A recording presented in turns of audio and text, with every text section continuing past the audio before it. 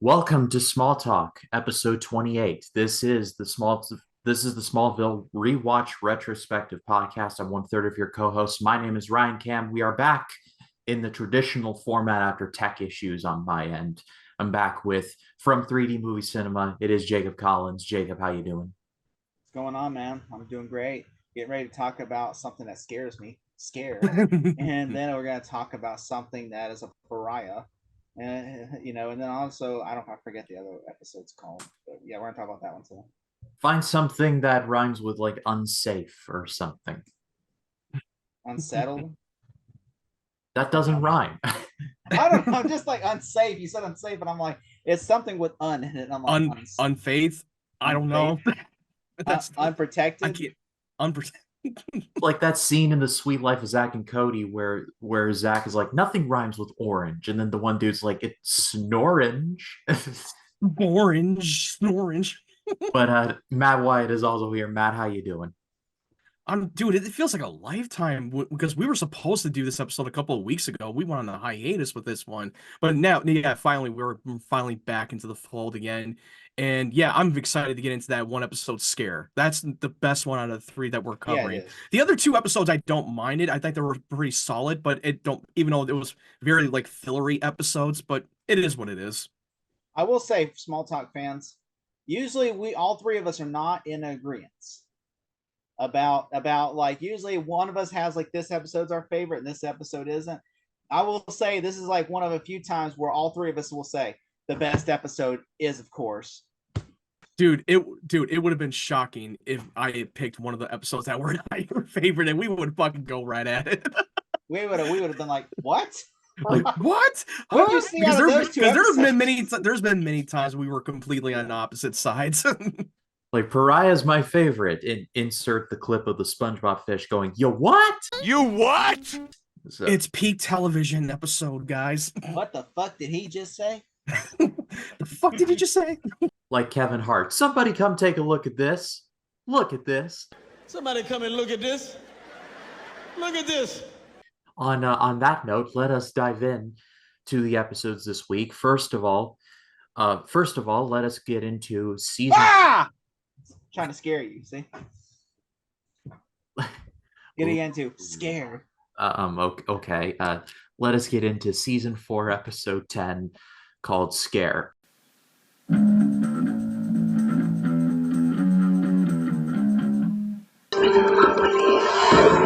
has something to fear. The meteor shower. All I wanted to tell you. Not even human.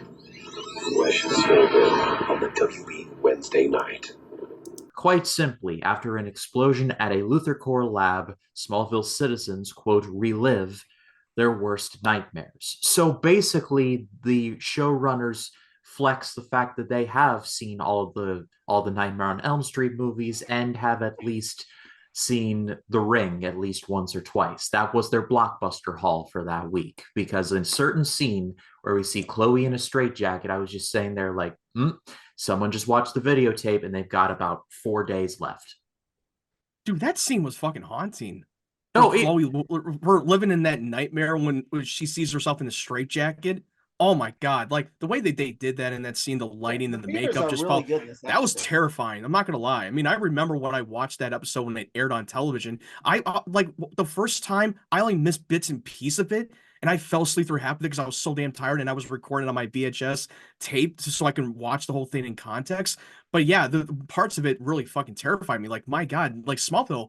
They're going more darker in this episode, more horror. I am kind of screwing around with that, but that scene was legit. Like it gave me the heebie-jeebies. Like seeing like Chloe in a way that we've like never seen her before, and there's like growth with her character across these 3 episodes. But we'll cross that bridge in a minute. But Jacob, what did you think of this episode overall?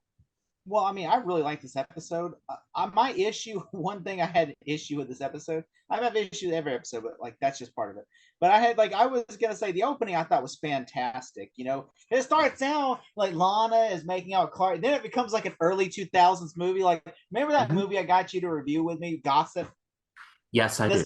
The music reminded me of that movie. I'm like, This reminds me of the movie Gossip. It just went from an episode of Smallville to like the movie Gossip, and they're making out hot and heavy, and all of a sudden I'm like, yeah, this reminds me of an early 2000s movie like Gossip. And then all of a sudden Jensen Ackles comes in and is like, what? And then she kills him after he beats up Clark, and I'm just like, okay, this is not real. Yeah, because you know Clark is invincible. You know he doesn't have a kryptonite. And what I remember when they showed that promo of Clark and Lana getting dirty here, and I didn't know what the fuck was going on in that promo. I was like, hey, what is going on right now? And then you watch it in the opening, like this doesn't feel right. This feels so out of character between Clark and Lana. And then Jason comes swooping in and beat the crap out of him, basically murdering him. My inner Gene Siskel was saying to myself, a dream sequence. Hate when that happens. A dream sequence. It has to be a dream sequence every time. They always pull that suspense on us just when you thought it starts off normal and then starts off a little weird and these characters are not acting like they are.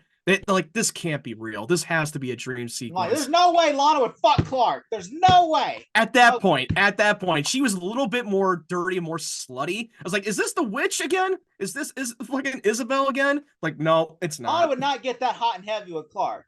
And also that sequence when she stabs him with that scissors and then she just falls down into the floor and translated back into the talon. That sequence, from visual standpoint, looks horrifying and really, really well done too.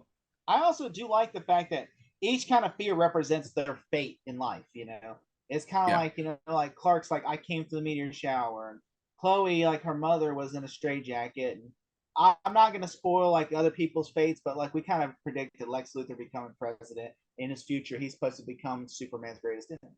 And so you like right. Those are predictions. I'm not going to talk about the other people's because we'll wait. But like I do like that these futures kind of represent their future on either the show or in society of the comics. It's just like reliving your worst fear and you're worried about becoming a reality. And the way that they presented that Luthor Corp, that there's been an explosion and now there's a toxic stress that relives their worst nightmare and things gone horribly wrong. That the stakes have gotten, the tension got higher, the stakes got a little bit higher. This could have potentially be a global pandemic if this had to get out in the air. Shitless. Oh my God, even in the sequence with the fucking Luthor Corp laboratory that the fucking staff and security guards are not even there through their Saturday shift. And like, Clark, how the hell did you get in here? How the hell did you get past the gate? One issue I have with like, okay, there's a virus, okay, out there. They don't know what this virus is. Why aren't they wearing face masks? No one in that hospital has face masks. Well, no. I will bring that up because if you think about the face mask, you're talking about like COVID-19. Like the mask is just trying to prevent from getting contagious from one physical to another. But according to the scientists saying it's not contagious from one body fluid to another. It has to be inhaled and toxic into the air. It's supposed to be. If it's airborne, wouldn't a face mask help you from inhaling? No, it prevents from others from getting infected. That's how the face mask works. Also, I have an issue. Lex, okay, I like the opening scene like Clark and Chloe going to the plant, and I like Lex is literally like, Clark, how'd you get in here? And then he's like, you're such in a pissy mood, and he goes, I need somebody. I'm like, first off, where the fuck is security at? Okay, like seriously. That's a good question. I guess the security. I'm guessing that the security guard got infected too. A lot of his staff members, and including the security guards, they're all infected. They're pretty deserted. It's like every security guard on this entire show is on a perpetual smoke break for like 20 minutes. Now we know where the security guard was. He was on that scooter, or that was that machine, that little like scooter thing, whatever. Yeah, that little machine. He's on that driving around going, wee, fucking like Austin Power style. And all of a sudden, Lex Luthor, he's like, he said, "There's an intruder. Turn the sirens on, boys." But I do like how how Michael Rosenbaum acted in this performance, how he's so intense, so stressful, because he knows what's going on and he's keeping Clark and everyone else around Smallville in the dark, trying to keep this contained. This is like a Lex Savior episode in a way, because Lex is literally trying to save everyone. That's true, yeah. Because which Lex could have said, "Fuck it, ain't my problem. That's your problem." But then, of course, I do like that. Like when Chloe gets infected, Clark literally knocks, just taps the security guard, just goes. And it's like somebody literally hit him with a bat or something. Yeah, that literally brought it back when he knocked out Pete in season 1. Remember that when he just gives him one tap at the top of his head? one knockout. Hey, that's how strong Superman really is. That's how powerful he is. He can't just like do like a usual knockout like every ordinary person would. One tap, knockout, you're out cold. Yeah, because Also, if like Superman punches a regular human being, well, let's They just say they will get torn apart. They would get like incinerated. the recipient will see a peaceful white light and they will be encouraged to walk towards it. But They also, won't even have a face. yeah. Also, it leaked out. Okay, so it says, but so it leaked out into the air. It's airborne. Lex has been around the planet the whole day. Shouldn't Lex have got it by then? I no, that's it. That is also a good point that you brought up because I've been thinking about it when every time I watch this episode. But we got to look back on what Lex, how his cells are. When he got infected by the meteors, I'm guessing that he's immune to any diseases that he comes in contact, and I think that he is immune out of all the people that got infected. That's my personal guess. I could be wrong, but I think it has something to do with what was inside him, and that's why he decided to volunteer to take the antidote himself and not let the staff members take the risk of taking the antidote. Also, all right. So Clark takes Chloe to the hospital without even telling Lex. Like he like knocks the guard out, grabs Chloe, and then runs to the hospital. But when Yeah, I I tell know. Lex, help, somebody. Instead, it's just like, oh my god. well, Just speeds her to the hospital. that and another thing, when Clark is in the room with them and the serum has to like get to like 5,000 degrees or not Yeah, 5,000. that's supposed to be like 10,000 degrees. That's such a fucking plot device too. I'm like, oh, you have 51 minutes. Oh, you mean the length of the fucking episode? And not to mention, Hey, it's like, hey, I need you to get all the way up my back about it. Clark uses his heat vision to heat it up. Yeah, to speed up the process because it would have taken forever to heat up that antidote that they have in that container. and Oh, then it's all I was Clark. half expecting at least one of them to be like, well, that was fast. Like That was fast. Like, how the hell did that happen? Alexis just kills a guy because he just injects him, and all of a sudden the guy goes, and Lex is like, you're a fucking bastard for making him your test subject. Wouldn't you test it on rats first or something? Yeah, I know. The fucking scientists told him that we need to test the animals first. Like, we don't have time. Like, what are you talking about? Why can't you just use the animals first? Why would you want to use it on human beings first that could potentially get killed? You know why? Because humans are more fun to watch. They're more fun to die. He says, we got a bunch of which I will say Lex did say, well, we're not going to do that again. He volunteers himself. I did like that. I love that scene when Lex gets, he literally does injects himself, and then you see his future. But that sequence itself of him becoming a president, then you see a bunch of nuclear warheads coming in and annihilating the planet. Him being the destroyer of the world. I mean, that's literally like a metaphor of what he will become one day. And also the footage that you're seeing, a bunch of nuclear explosions. That was this footage. They took the footage from Terminator 3. That was a footage. It was the moment I saw that when that aired on that day. I was like, I've seen that ending so many times. I know. I watched that ending so many times. Like that's literally similar. I'm like fucking they Peter. The exact same footage. I'm like Peter. I'm like Bully McGuire. I'm like Bully McGuire saying like it's very similar. Spider-Man 3 clip. Similar. Seriously. They showed and then also the only thing they did differently was they made it more shitty. The footage more shitty. Like, well, it has to match the future Lex self, so we're gonna make it really bright where you can't see it that good, and then show you the whole rest of the clip unedited of Terminator 3. I was waiting for John Connor to go. The war has just begun. The war has just begun. You know what reminded? Do you know what reminded me? It reminded me in the second Austin Powers movie when Dr. Evil was fooling the fucking president and the fucking the senators that he's like fire the laser, and you see the Independence Day footage, and he's like he just fucking duped them. That was fire the laser. But the real laser, but that's explainable. They had not seen because it was 1960 something. They had not seen Independence Day yet, so that would scare the shit out of somebody if you showed the White House blowing up with a laser beam in 1968. No, if you show this to an audience for this episode and they have not seen Terminator 3, they'll be scared shitless. Fucking WB just could not afford to have a real footage, have the editing the visual effects that they feel like that they needed to take the footage from T3. Not to mention that Christopher Nolan was in the middle, was in between Batman Begins and and insomnia, so he wasn't exactly making Oppenheimer yet, so they couldn't get him to make the explosion happen. Christopher Nolan watched that scene at the end Smallville, not even watching Terminator 3 and was goes, I wonder one day that'd be great to watch a movie about a guy making that bomb. I wonder where that bomb came from. I'm just saying Smallville got there first. I'm just saying Nolan, it feels like Nolan is taking notes here, everyone.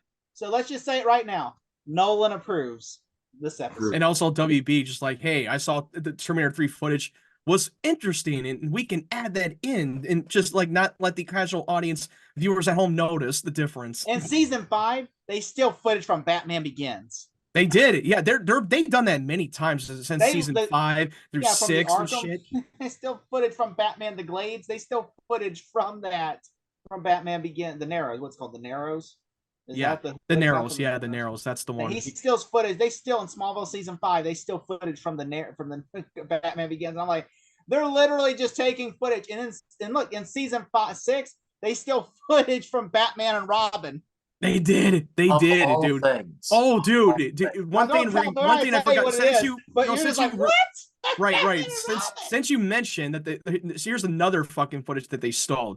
Remember movie, the greatest cinematic achievement, Marvel Sonyverse movie, Madam Web. Remember the fucking third act at the end of the movie? She sees the fucking vision. They stole that footage from that building, like leaping on buildings one another. That was the same footage from Spider-Man 2. Oh God! I don't mind stealing footage from your if you own the footage, but it has to work to your advantage. Don't just try to say, "Hey, look, we're too cheap to afford a shot of this person going upward, so we're just gonna steal footage." Dude, if this show like this would came out today and they stole a lot of footage, people on social media would fucking do a lot of comparison video. They would. They would literally shit blood if that would happen. They would shit blood completely. Yeah, I mean, which it would have looked shitty if they would have used a fake nuke and like just it literally would have probably been like a CGI building, and then all of a sudden it's like fake fire effects coming out of Smallville, and Michael Rosenbaum looked like something Neil Breen made, and Michael Rosenbaum just standing there with a blue screen and going, "Oh my god!" And people like, "This is shit." How could you do this, Jim? How dare you do this? Suicide. Clark becoming great with a computer was also kind of bullshit. Like Clark's like, yeah, I got this, Chloe. And I'm like, he barely knows. I'm guessing that he's very good at picking up tech from Chloe because he's been timed with the torch all the time.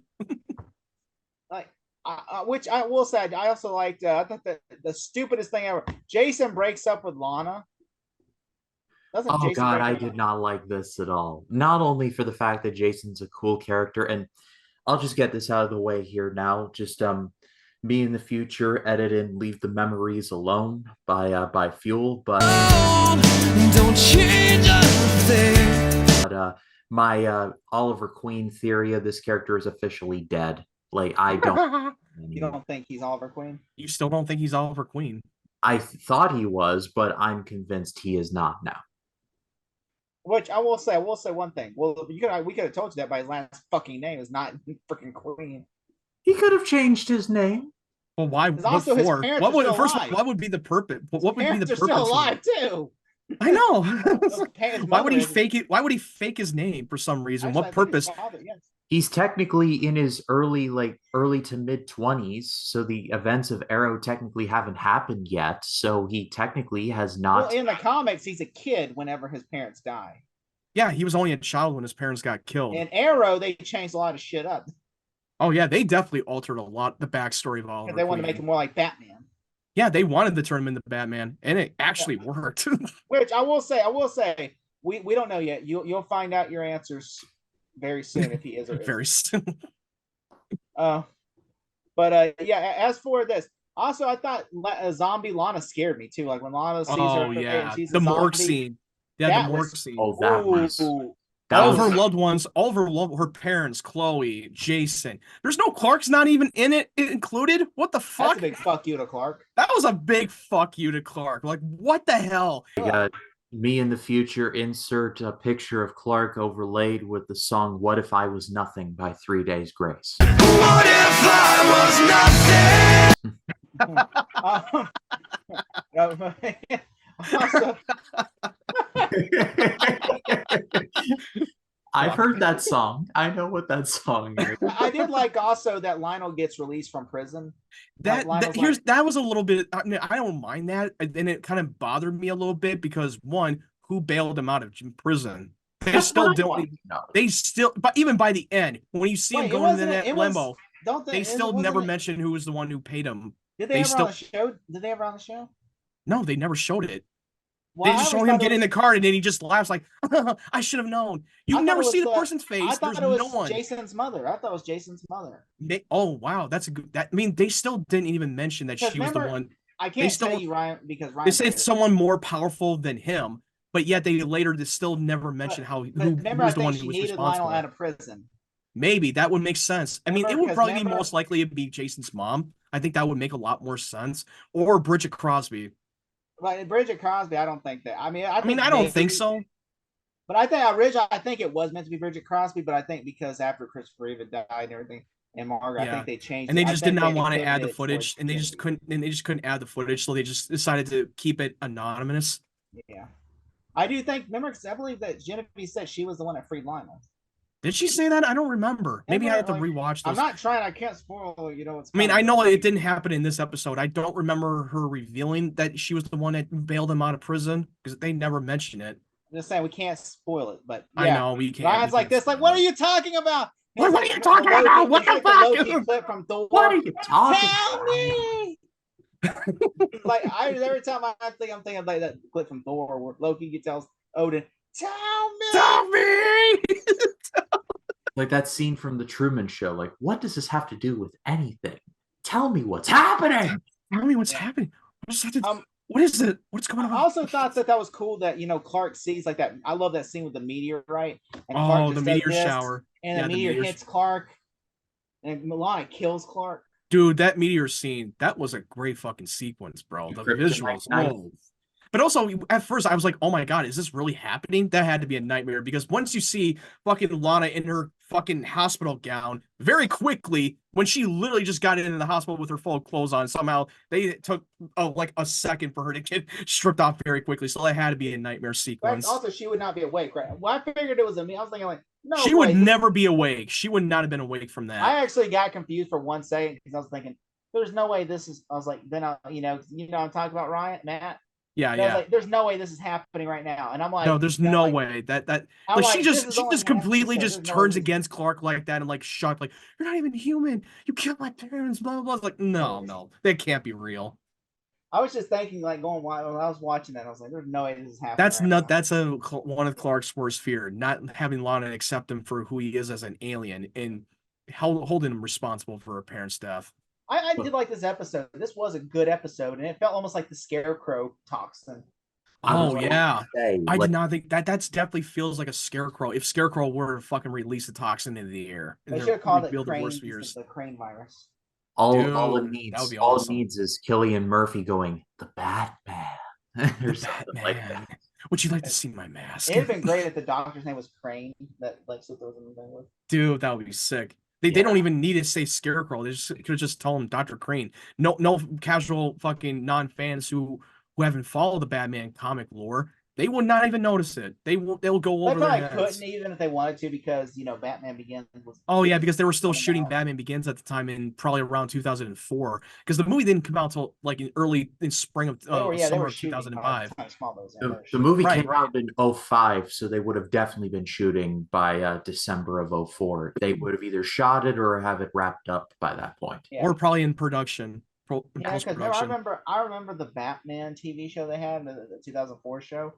They had two rules: they couldn't use Scarecrow, Ra's al Ghul, or Two Face on their show because they said we're going to use Two Face. The movie's going to use Two Face, and they're going to use Scarecrow and Ra's al Ghul. So that's why Scarecrow, Ra's al Ghul, and Two Face, and the cartoon from 2004 was not allowed to use those two characters.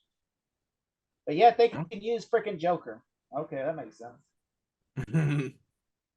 Well, on that note, I think we can move on to the next one. But first, Jacob, 1 to 10 shields. What do you have?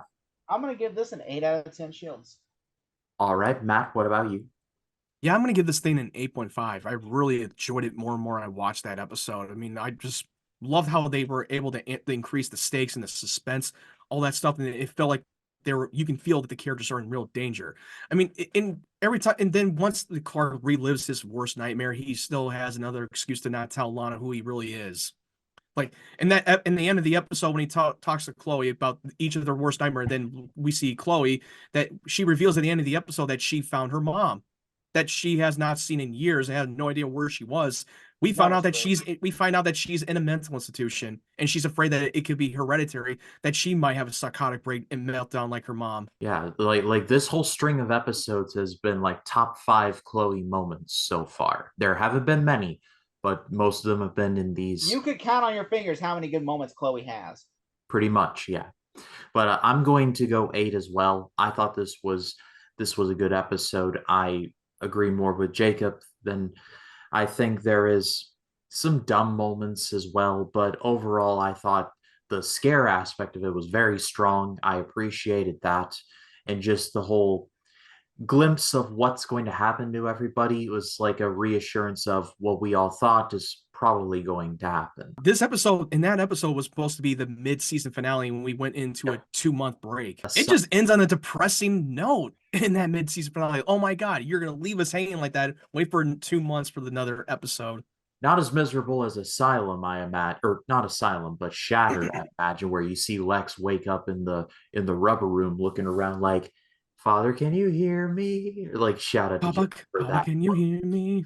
Papa, Papa. Papa, Papa.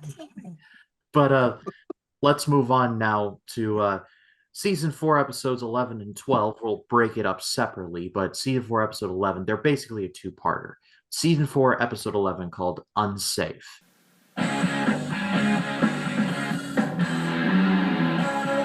His story is legendary. Tonight on the WB, witness the most glorious event in Clark Kent's life. I want you to be my wife. Look me in the eye and tell me that you don't love me. I now pronounce you man and wife. The real marriage I love you so much. the world has never known. Fresh Smallville returns tonight on the WB Wednesday. Alicia Baker returns. Insert the clip from Monty Python and the Holy Grail of the Knights Going with the help of the Red Kryptonite. Again, insert the clip. Yay. Elopes in Las Vegas with Clark. I wonder if they ran to the Griswold family in Vegas. But Lana offers a sexual relationship to Jason in an effort to win him back. Lionel comes back to Lex with a peace offering. So yeah, we get Alicia Baker back. Yeah. I like her character. A lot. Yeah. I can tell by Ryan, he's like, no. He's like, nope. As soon as I saw her, I'm like, we're going back to this again. I thought that she like died or something. Well, no, she was just like committed. I bet Ryan was in the last episode with Alicia. He was like, yes, yes. It's like, yes, dude, that would have been funny to see his reaction. Like, yeah. She got splayed by the lead of paint. Whenever we talk about that, I'm gonna tell Ryan, insert Kevin McAllister clip from Home Alone, going, yes, yes. But Jacob, what did you? You know what? This episode, there's moments I like in it.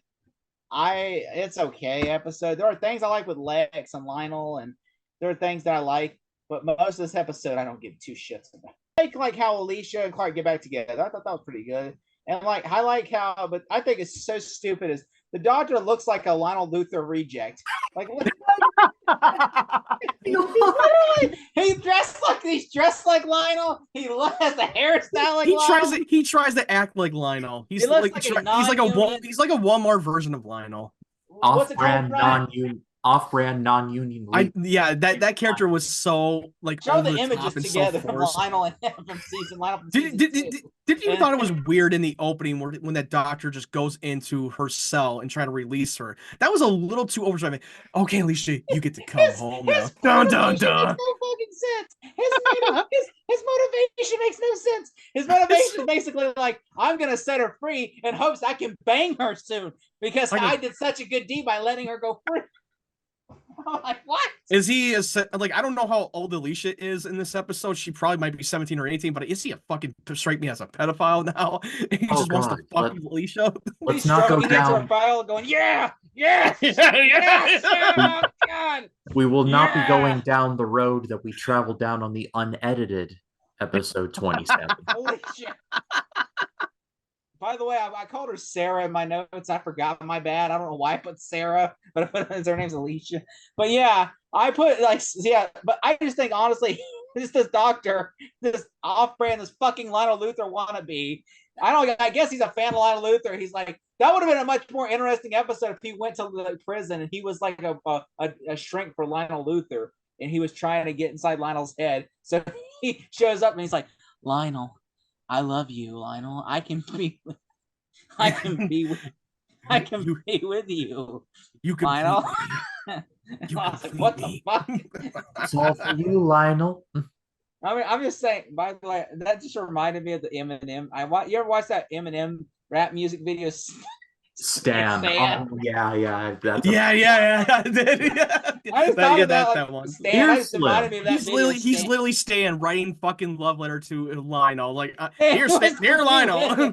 Saying he wants to be with him and puts a picture of him too again with Eminem. And it was like, what the tattoo with your name across my chest.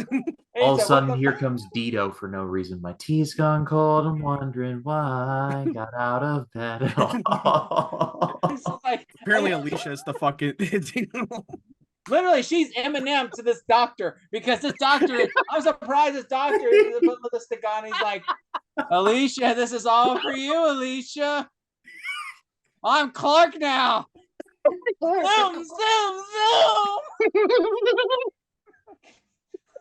Oh my God. Well, what a pleasant mental image that is. now it's in my brain. Yeah, this doctor literally is just like, he literally stalking her, and he lets her out in hopes of getting with her. And also, the Sarah's like, he says, oh, I studied Clark. I know all about you. You're a bad boy. And I'm just like, he says that to Clark, like, oh, you're a bad boy. And you know what bad boy stuff? I'm like, he pulls out a gun. I'm just like, you have a gun, and what are you gonna do? You're gonna shoot him? You're gonna like, what's your plan in all this? I'm gonna shoot you, and I'm gonna have you committed. I'm gonna take you in, and I'm gonna stage this whole thing. I'm like, what is going on right now? And also, he says weird. He has a file on Clark, so you should know that those bullets are gonna not do anything. And I'm just like, this doctor is an idiot. Apparently, so you're just gonna make a cover story that he kidnapped his patient and forced him to marry her, whatever you want. I was like, yeah, okay, that's kind of stupid. She went crazy, and then all of a sudden, I brought my gun to try to apprehend her, and then he took my gun, and I shot him. What is this? Like, what the fuck is this? Citizen's arrest? Like, he's like Matt Damon from The Departed. What is this? A citizen arrest? Blow me. Yeah, I mean, I'm just saying, like, literally, like, why do you have files of Alicia writing I heart Alicia, and then why is your pictures of and he tells her that Clark was the object of her psychotic break? Like, that's not true, because if you look back in that episode, she already had a psychotic fucking break in her head before she even met Clark, her ex-boyfriend. Remember that one? There's another plot hole that they forgot to mention. Also, yeah. There are things I do like in this episode besides the Lionel fucking wannabe. I like Lionel. I thought the Jesse McCartney song was pretty great. Like whenever they're in the ice ring together. Like, yeah. You're what I want to say. I don't want another pretty face. Like I said, this show just gets my music. I mean, I know that song by heart. That's one of my go-to karaoke. Here's another Sweet Life of Zack and Cody reference. I remember when he was a guest star on one episode, and he performed I believe that song, and just seeing Ashley Tisdale and Brenda Song geeking out to it, I'm like, yep, that's me. Well, that I want my love to go to waste. I want you and your beautiful soul. I will say I did really like Lex and Lionel's scene when Lionel comes into the mansion. Lex is literally fencing, and then Lex is just shit talking to Lionel, going, I don't know what you did, my lawyers have been going over this, how you got out. And like, he's just like not buying it. Alexa's like, I'm not buying your shit. You literally tried to kill me like 2 episodes ago. Yeah. Yeah, and Lionel is trying to reconcile with his own son that he's a changed man, and then he wants to like make a difference by helping out the poor. And he was like, "What are you, this messiah?" Like he's not trying to buy into what he's doing, what his goal is after coming out of prison. Ryan, I know that if you were in Lex's shoes, odds are because we know that us, the audience, know we think Lionel's changed. But you, Ryan, and if you were in Lex's shoes, how would you react to that? I honestly, even though it was harsh, I would have reacted the same because, like, think of like the Homerian Odyssey that these You two poisoned have me together.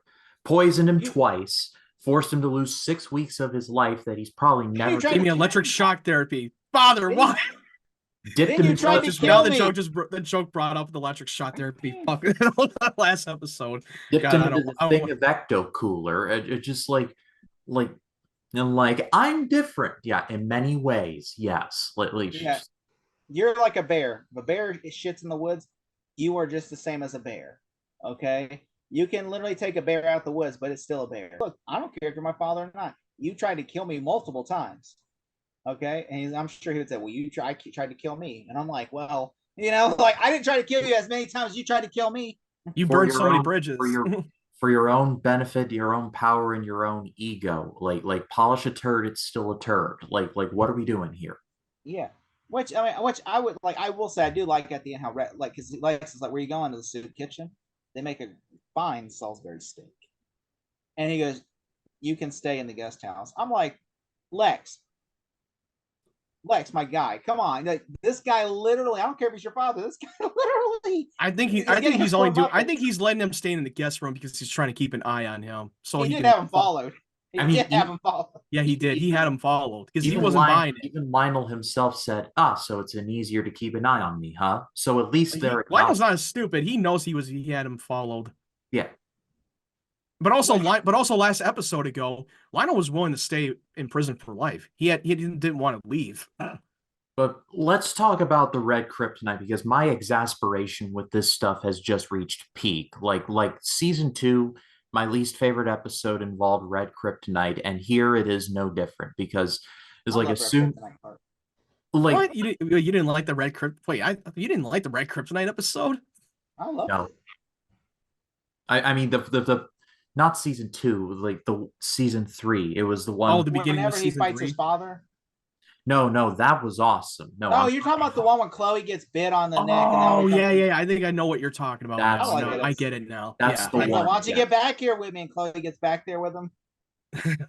Yeah, but like as soon as he puts that ring on, it's like he's totally different. Like then he and Alicia get married, and then like after. Oh yeah, did you know that they played the song "Welcome to My Life" by Simple Plan as they were making out inside the barn? Again, this show gets my taste so much. Also, it's the taste of nostalgia. He picks her up and then goes, and then the priest is like, "What the hell happened?" And then later they're having sex. Alicia. I don't know how they got a credit card to check in a hotel because they literally just go into a honeymoon suite. And then later they're playing sex games, which was funny. Because, Did you max out your parents' credit card? That's how you were able to get a hotel. Like these games are what Nick Cage was watching in that movie 8mm. If you know, you know. Bro, I mean, Jonathan cannot catch a break when someone uses his fucking credit card. Bart Allen stole his credit card, used his to check it into a hotel room. Literally, I never had my credit card stolen. Knock on wood, hope it never happened. But I would imagine if you steal somebody's credit card, and even if every time I see like, someone steals Jonathan's card, and then I returned everything. I don't think that's how it fucking works in life. If you return everything, there's some shit you can't return. Like, but you buy a bag of chips, okay, and say, well, I returned the bag of chips. Have to eat. Like Bart bought a bunch of shit. He didn't just buy like PlayStations and Xboxes and all that. No, he bought like chips and laundry and clothes. The clothes he's wearing in a hotel room that he was staying in. So I imagine that, Jonathan's gonna have to pay for some of the differences on that. Well, didn't Bart Allen said one time, like, don't sweat it. They don't charge your card if your card's stolen. Because he did report it stolen. So like, hey, then they don't have to charge him for that. Yeah. But I'm just saying, we don't know what happened. Maybe Clark punched an ATM and then grabbed He probably did. He probably stole a lot of money. Which I will say, it was funny though. Whenever he was like taking off her clothes and she disappeared, and then he went to the bed and she disappeared again, and he's like, they want to get all freaky. They're trying to get all freaky in that room. And all of a sudden, like she pulls off the necklace, and then all of a sudden, I'm like, no, you knew. Why would Clark? I understand you want to make love to the real Clark, but you know the real Clark's not going to be down for this. Yeah, exactly. And yeah, I did like the part in the episode where we see Alicia change and she's now cured for her illness and they reconcile with the relationship and they date again. Those were the best parts I liked about the episode. But the whole Red Kryptonite and them running off and getting married in Vegas, stupid. Did not like that part. I thought that was the best part of the episode. Really? I thought that, because I mean, to me, the whole plot was stupid up until Vegas. I did like that. I also like, there's something else that was in this episode that was really good. I also like Lex having sympathy. That's already, we were talking about. I also like she takes the bullet to Clark to protect Clark's secret, because like literally if he had shot Clark, but you know. Oh yeah. Could have taken that bullet. And then also he throws a fake Lionel through the barn, which that probably could have broken his neck. I don't care that I don't care about Lana talking with Chloe about wanting to have sex with Jason. Oh yeah, but did you know that Chloe dropped the name that she had sex with when she was an intern at the Daily Planet? Olsen. She dropped Jimmy. Yeah, bow tie, Q, Jimmy. Yeah, that was Jimmy Olsen. They dropped that Easter egg. In so the now business, we know Jimmy Olsen is not a virgin. Foreshadowing. Put the clip in. In the business, we call this foreshadowing. Now Jimmy Olsen is not a virgin. And also, I also hated the scene with Lionel trying to seduce Jason into sex. No, you mean Lana? Yeah, I thought you said Lionel. I thought you said Lionel. I was like, what? I put Lionel back. He's trying to seduce Jason. Lionel's trying to seduce Jason. It's like, hey, hello, bail Jason. Me out of prison. It's like, hey, I want to repay the favor. Ron's like, he's trying to get a conjugal visit to Jason. He just shows up in naked and wearing nothing but a bow tie and says, "Hello, Jason." Hello, Jason. I'm Jimmy. Jason. Let's get our Freddy on. They says, this Luther. He says, yeah, but I'm just saying, imagine that would be different. He lights candles, Lionel lights candles, and then drops his rope. What the fuck, Lionel? It just flashes like, oh hey. It's okay. Let's play boner tag, Jason. Come here, Marco. Polo. The most fucked up thing ever for Lionel. Lionel just playing, trying to play strip Marco. Walking around naked. Lex is like, "Sir, your father might have dementia or something because he's walking around naked, trying to play Marco Polo." He's like, "Oh God." He said, "Yes, we put a towel around him." God. He said he was trying to get some ass, but we don't know. Oh Lord. But yeah, then the end of the episode where it's like Alicia runs away and like Martha's like giving him the business, like, how dare you marry like this woman? How dare you? I hated that because why would you're chewing him out for something he had no control over? Exactly, like that really bothered me too. I mean, it was a great scene. It was a great performance. About this. But I agree with you that dude, he had no control over. He was on Red Kryptonite, Mom. The hell, and you still shit on him. Like he was on drugs, Mrs. And also, where was the dad? The dad was just upstairs, just fucking crying in his own bed, being a crybaby. Like, was fucking like John Schneider not in the scene? Was not in the shot on set, and they just had to find a way off or something. Also, that shot was terrible. By the way, the one with Lex and Lionel, where Lex is looking in the fire and Lionel's behind him, and I'm like, that shot. You could see the forced perspective. You could see the forced perspective on that one. I'm like, it's so bad. I'm like, did they watch Lord of the Rings, the Peter Jackson one? We're like, we can do that better. Is it secret? Is it safe? Good? It's a secret. I'm just saying, just that I had issue with that scene, and I'm like, they give John Schneider shit. That right there, you should give that director shit. Yeah, because that is not a good scene at all. Now we know as we get into the scene when why I say Lionel? What the fuck? I mean, Lana trying to seduce Jason, and then Jason stops her and tell her the reason why that he walked out on her, because he believed that his mom arranged the meeting in Paris in the first place. Again, when we get to that episode, I'm talking that me and you know what we're talking about that episode. then we're gonna be like, this is bullshit. This is bullshit because the writers changed the fucking storyline. And honestly, the whole them get resolved in their relationship with their breakup got resolved way too quickly. I don't know if it's just me, maybe because we don't know how much time that has passed. It might have been 2 months. It could have been, but I feel like it was just kind of like, okay, we're back together now. I know the truth. Like what? That was it? That's all it took? So Ryan, predicting. What do you think that the thing about Jason and Lana? Do you think that there's like? Do you think that was accidental that they met, or do you think it was on purpose? What are your thoughts? Right now, I'm not sure, but this Genevieve Teague lady seems to be. Just like Lionel, like a female version of Lionel. Yeah, Yeah. she's literally the female Lionel.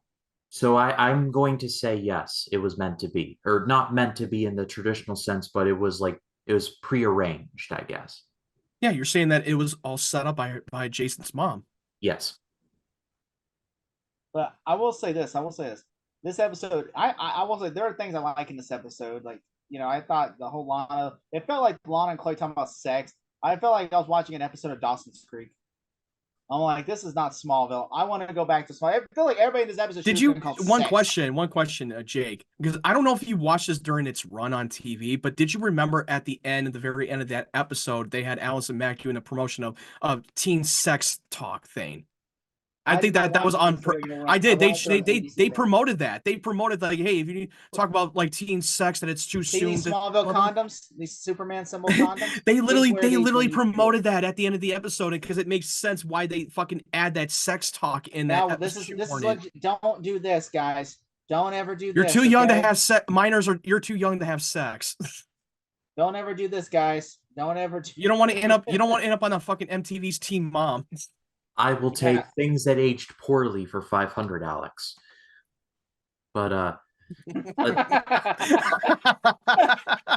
Teen Mom, the show that literally glamorized teen pregnancy and made every woman now get pregnant when they're a teenager, so they could be on a fucking show that's basically shaming them for being pregnant as a teenager. So it's literally like that Catch Me Outside girl from on Dr. Phil that goes, I was on there to shame her, but then she became a fucking billionaire because of that. That's a fucking catchphrase. That MTV money. But anyway. Gotta have that money. Anyway, let's move on. But first, Jacob, 1 to 10, what do you have? 6 out of 10. All right, Matt, what about you? Yeah, I'm gonna go with 6. It's an okay episode. I am gonna go 5.5. I was. We thought, oh yeah, 6. That's fair. Ryan's like 5.5. Fuck this. 5.5. Fuck all you. It's a half a step off of you guys. Calm your tits, please. Don't bring Alicia back, bitch. Fuck Alicia. I just thought the red kryptonite, of course, like just you pissed me off with Alicia and the red kryptonite and fake Lionel. So not horrible, but just like kind of there. But this was a two-parter, so let's dive into part 2 of this mini arc. It is season 4, episode 12, called Pariah. Hi, this is Tom Welling. You're watching Smallville on the WB Wednesday night. Wednesday, someone will discover Clark Kent's secret. Oh my God. Fresh new Smallville. Wednesday at 8 on Cleveland's WB. We know what Matt's least favorite episode is. This one, because Matt, the next episode, Matt was like, "Yay! Yes, yes, yes!" Yeah, but we know this episode, Matt's like, "Fuck, fuck, fuck, fuck." But in this next episode, Matt's like, "Yes, yes! Thank you, Lord, yes!" I wouldn't be surprised if he didn't watch it and he's just gonna BS his way through this whole thing. Oh, dude. Like, you're talking to a long Smallville fan who watched every single episode, like, on repeat. Like, Okay. this is my shit. All right, very good. Well, Pariah. When Lana is attacked in her apartment and Jason is in his car by an invisible being, everyone believes that Alicia Baker was responsible, except for Clark, because he's dumb. However, after a series of circumstances, Clark begins to doubt Alicia's innocence to the mysterious attacks. Well, dumb moments, I guess. Alicia tells Clark that she'll offer to prove her innocence if Clark reveals his own superpowers, but Clark refuses. So Alicia secretly shows Chloe the abilities of Clark. I can't read. expecting people to leave both of them alone. But elsewhere, Lois discovers that the real culprit of the attacks is the deranged Tim Westcott, who's jealous of Alicia's abilities, which leads him to murdering her and then going after Clark. Meanwhile, Genevieve Teague arrives back in Smallville and approaches Lex Luthor to get his help to separate her son, Jason, from Lana. So, this Tim Westcott guy, let's talk about him for a minute. The fucking Walmart Sandman. The off-brand, non-union, legally distinct Sandman, like SNDMN, no vowels. I've seen this guy before in a movie. It's called Out Cold, about skiers on a mountain. He's literally one of the dumbest guy there. I remember there's a scene with this guy where he's out Galifianakis' brother in the movie, and there's a scene where they have to do because like there are a bunch of hippies on the mountain, and then and then Lee Majors is taking over the mountain and making it like more conservative, and so basically at one point the guy from the Lieutenant Dangle from Reno 911 is drug testing everyone. And so they're all doing piss tests, and then that guy's a dumb guy in the movie. So he takes a shit in the cup. No, that is the name of the movie, but I never saw that movie. Out Cold, that's the name. Out Cold. He takes a shit in the cup, puts the shit there, and then he goes, "Ooh," and then he walks away, and then the one guy puts the piss down and goes, "Ugh," and then he looks at the shit and he's like, and then he tries to get up and fuck up that team. He goes, "Please, this is so fucking that movie. Well, you need to watch it. It's so fucking funny." Like Zach Galifianakis gets his dick stuck in a hot tub. How's that possible? Your dick stuck in that hot tub. Because this is a whole. Did he stick that hole in where the water comes out of it? And he sticks the hole in and then it's literally like in Colorado, so it's frozen out there. So it's his dick is frozen to the hot tub. And then David Koechner, who's like the plumber of the town, he has to come and try to get his dick out of the tub and gets blocked. He's like, he's like, "Don't worry, buddy, I'm gonna get it out." David Koechner, isn't that Todd Packer from The Office? Oh yeah, David Koechner. He's hilarious in that. I used to think his name was David Kuchner, but it was like Koechner. So I heard someone pronounce it. I'm like, really? I thought the same thing. Yeah, just like I used to think the guy from Guardians of the Galaxy, the one who was the black man who was Thanos, the Roman. It's not Desmond House. I keep calling him Desmond House. He was just in the Gran Turismo movie and Rebel Moon. Oh yeah, Djimon Hounsou. Djimon Hounsou. I keep calling him Desmond House. He played Korg. He played Korg in Guardians of the Galaxy. Korg. I keep calling him Desmond House, and I keep getting his name confused with. I don't pronounce his name very right, but the right pronunciation of what I've been hearing is Djimon Hounsou. Yeah, I keep calling him Desmond House, and people are like, "Who's that?" I'm like, "Desmond House." I'm like, the guy still looks the same. The guy still looks the same. He looks the same as he did in Michael Bay's The Island. Yeah, exactly. I always called him Digimon Hansu, like Digimon, digital monster. I mean, hey, give him that cool name. He's a good actor. I mean, he said that he still has not made a good paycheck. Really, he still has not made a good paycheck. Yeah, he said he still never made $1 billion paycheck, $1 million. I mean, that's crazy. I mean, he's pretty much well known. I mean, you might as well make him out to be a movie star at this point, even though he never had a leading role. I mean, he never had a leading role, but he's been in a lot of big, good, popular blockbuster movies. He said, I'm still not A-list star level because he's not even been invited. I don't even think he's been invited to the Oscars. I mean, have you seen him in shape when he's doing Rebel Moon? Even though the movie sucked, but him in shape, oh my God, he looked fucking great. How old is that guy? I mean, Hansu not being invited to the Oscars, you're not missing much. But I mean, I don't know if I'm saying I think he has. I've never seen him at the Oscars. Like not the Spider-Man villain nor the pro wrestler, but the Sandman was just not good. Like did you see how it opens up?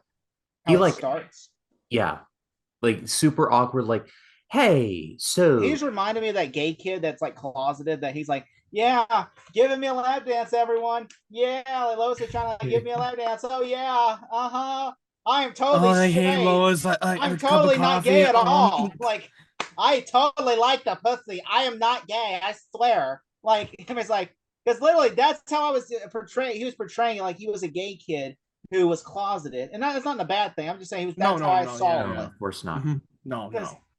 because I was like, yeah, oh yeah, which He strikes off a little bit of a shady. He didn't make a good impression. Like he comes off a little bit of suspicious. you know, which I said, which I did think that I just didn't like his character at all because I His felt motives, like he was his motives are kind of stupid and forced in that they had to find a way to, like spoiler alert, kill off Alicia in this episode. They had to find someone to write her out of the show, and they thought they wanted to go more dark and more dramatic. He was digging her garage to find something to kill. He's like, "What are you digging for?" I was like, "Oh, I'm gonna set up this whole crime scene." Why would you give that away? What the fuck's wrong with you? Also, he goes to strangle her. She can tell. I just want to point this out. She can teleport.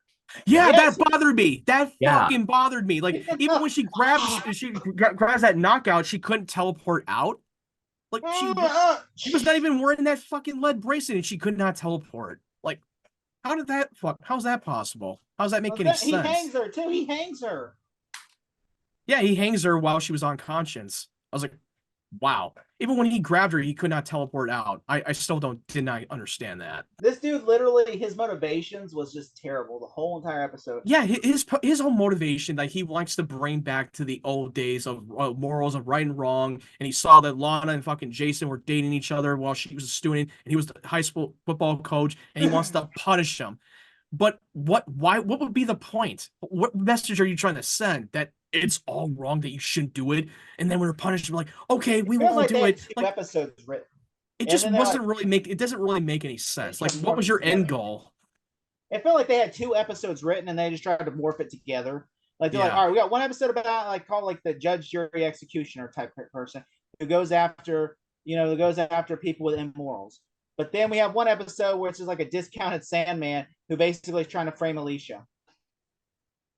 You know what? It was building up a little bit more of the suspense, questioning like, did Alicia attack Lana and Jason?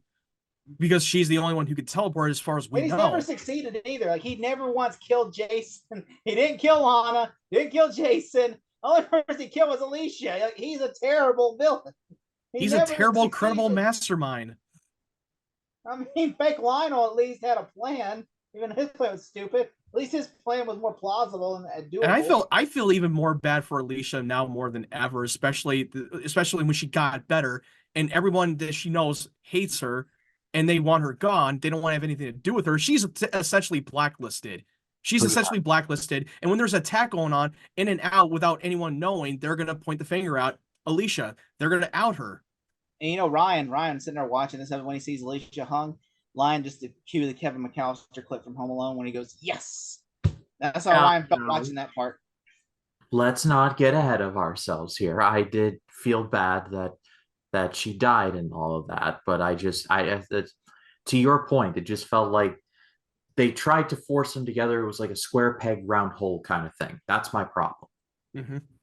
I also thought, like, literally, why did I also thought, like, all right, so going from that, I thought the whole Jason and Genevieve thing, his mom, mm-hmm. I liked the whole thing when his mom shows up. Oh, like, yeah. I thought that was like, it just reminded me, the hospital scene reminded me of Lex and Lionel. She's trying to deny the fact that she arranged them meeting together in Paris, which that was a pretty good scene in that hospital from what you said. Also, I just thought she tries to seduce Lex, which I did not like that. She goes out there. You could totally tell, like she's literally half his age, old enough to be his mom. Yeah, and too bad though. Lex is like this. Lex like, too bad though. I'm into teenagers, so jokes on you. My father fixed that joke. Me. That joke. Oh god, the joke. My father fixed that. First of all, you planted that joke in my head. I would never stop thinking about it and laugh about it. Like I can't stop laughing about it. We're never gonna escape it. We're never. I literally wrote that down in my notes too. Like Lex, he says she tries to seduce Lex, but jokes on her. Lex is a pedophile. He gave me electric shot therapy. I mean, that's his fault. He's like, she can grab his crotch and go, see, nothing, you old bag, nothing. You old hag. I was like, I did like that scene though when she was basically throwing like breadcrumbs for Lex to follow, like information and stuff. I did like that. Yeah. I did like the part when Clark like literally lost it after she had been hung, seen her die in his arms. and very pissed and very bloodthirsty. Now he's ready to murder that guy. That was so good, even though the villain's motives was so fucking stupid. But I did like the performance on Tom Welling. Like he was I almost love ready the to scene when fucking murder that guy. I love that scene when he she's dead, and then Lois goes there to comfort him. Like Lois just like Chloe does. Chloe does. Lois. No, Lois did too. Does. Lois did too. She also did the same thing too. No, yeah, Chloe at the funeral, but Lois was there when she was dead, like when he pulled her body out. Oh, right. I'm brain fart. I'm sorry, y'all. But which I just thought the stupidest part of that. The only thing was the scene was perfect until one scene when Clark goes, "No, He literally tried. He really tried to outperform Christopher Reeve from the first Superman when Lois dies in his arms. I literally thought he was gonna. I literally thought he was gonna fly off. I literally thought he was gonna do that for that moment. well, let's add that cringe no to John Glover's cringe no. We got to get another more cringe no, and then we'll have the cringe no Smallville trilogy. No, no, no. I mean, it's like I was like, whose direction was that? Just yell no. No, he does it twice. He does it twice. No. And the guy. There's a video of the guy crying like no. Maybe that's how Lois found him. She heard like no. Okay, so do you remember like almost a decade ago when The Force Awakens came out and Han Solo gets killed by like Kylo Ren, and people on social media they made a montage of everyone reacting no God. They made a couple of memes out of that. The reaction that was more believable because they were like, no. No. It wasn't like Darth Vader where Darth Vader went, no. I'm just like, remember the Darth Vader. Remember when George Lucas added in the special edition Return of the Jedi when he takes Palpatine, he was like, no. Which in the original cut it was not in there, and he added that in the special edition. It's like, no. I mean, also I do think that Clark seeking vengeance was so good, especially when he went there and he literally the guy was just trying to kill him, and all of a sudden he uses heat vision. The guy goes He got burned. He got fucking burned with his heat vision. Like, Clark was gonna kill him. Like he was strangling. He was ready to. He was ready to snap his neck. Also, we didn't talk about this, but Chloe finds out Clark's secret. Yeah, that's the big reveal. That's the big headline out of all of this. Yeah, how did you feel that scene when she finds out now he has powers? Well, I liked it. I liked how it was handled, and honestly, my favorite part of the episode was the ending where Clark is at Alicia's grave, and Chloe's like, "Now I understand." And I'm like, "This is like Chloe's best moment right here." Oh yeah, I've been saying for, and I've been saying for a while, like by the time you get to the second half of season 4, they really changed her character and they made her more likable, and she's more loyal to Clark now more than ever. And she was like, and then she just tells him like, "Hey, whenever you want to tell me anything, I'm here for you. I'm here to support you no matter what."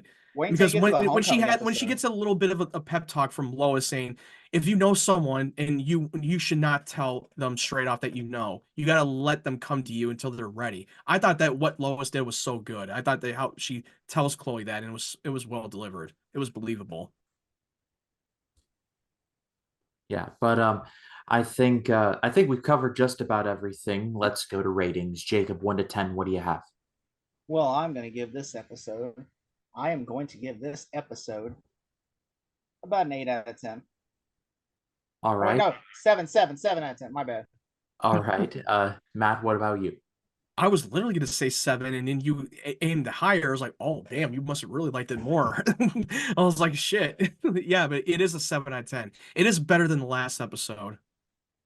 I'm going to go 6. And the reason I'm going 6 is like pretty much for that ending. That ending was very nice. The rest was just kind of there really. And like the sus villain that was trying to not be sus, but in reality was all the way sus and just so obvious that it was sus, and just that whole thing. I just ground my gears, I guess. But thankfully on the unauthorized Red Kryptonite duology of season 4 is now officially behind us. But I pass it off to all of you. What did you think of these episodes? Let us know in the comments. Love to read what you have to say. It is a privilege to do this with you, Jacob, and you, Matt, every single week. Jacob, what have you got coming up on your channel? I have my I just dropped my Skull and Bones piece of shit review / rant. The review is not terrible. I can confirm I watched it. The rant and you literally messaged me on Facebook that you got your refund. I got a refund back. I was like really proud. I was like, I didn't even think they were gonna. I thought they were never gonna give you the refund because when you buy it on digital, they would never give you a refund. Yeah, but I got a refund on my Skull and Bones. I reviewed that piece of shit, and then I am reviewing another piece of shit called Madam Web. So piece of shit all week. Yeah, woo! All right, well, Jacob's channel's linked in the description. Matt, your link tree is in the description. What have you got coming up? Well, I already dropped my non-spoiler review of Madam Web, even though that we just fucking did a spoiler discussion not that long ago. So yeah, if you want to check out my non-spoiler, even though it doesn't really fucking matter whether I spoil it or not, but if you want to watch it, go for it. And I'm not sure what other plans I've got. I mean, I know that there's going to be another upcoming film that's coming out very soon, Dune Part 2, which I'm very excited. It's literally like a week away from this movie being released. I am so excited for Dune Part 2. The reactions have just been making me even more excited for it. But as always, Matt's channel's in the description. Go give him a subscribe. As for this channel, the road to Godzilla X Kong continues on. We are now done with the Heisei era. We are now covering the Craptastic, Roland Emmerich Godzilla 1, and then straight into the Millennium series with Godzilla 2000, and then I believe it's Godzilla Tokyo SOS. Let me get that confirmed. No, it's Godzilla versus Megagyrus, excuse me. So that's going to be this coming week. And then the 1999 project will be continuing on Friday with a look at the NBC special of Alice in Wonderland. Analyze This, written and directed by Harold Ramis and starring Robert De Niro and Billy Crystal. Cruel Intentions, which I am not looking forward to watching, but here we are. That is a good movie, dude. I love that movie. That is so good. I hear there's stuff in it, and I'm just... You've already watched the parody of it, Not Another Teen. Yeah, you watched the fucking parody version of Not Another Teen movie. They literally got it from Cruel Intentions. Oh, well, in that case, I guess I know what I'm in for. But and capping off that review with Guy Ritchie's very first film, Lock, Stock, and Two Smoking Barrels. So that will be this coming Friday. But thank you all so much for watching. For Matt Wyatt, for Jacob Collins, my name is Ryan Camp. For truth, for justice, for the American way. We will see you in the next one. Y'all take care.